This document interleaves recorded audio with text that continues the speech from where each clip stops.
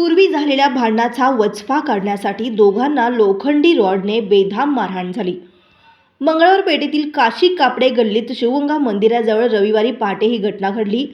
मेघराज वीरप्पा पुजारी वय वर्ष 25 राहता मराठा वस्ती भवानीपेठ सोलापूर, तुषार संतोष भिंगारे वय वर्ष 22 राहता मंगळवार पेठ काशी कपडे गल्ली सोलापूर अशी जखमी तरुणांची नावे आहेत।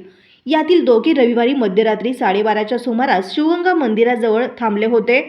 पूर्वी झालेल्या भांडणाचा वचपा काढण्यासाठी 7 जणांच्या जमावाकडून बेधाम मारहाण करण्यात आली।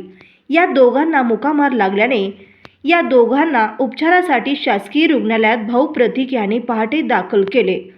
सिव्हिल पोलीस चौकीत या घटनेची नोंद झाली।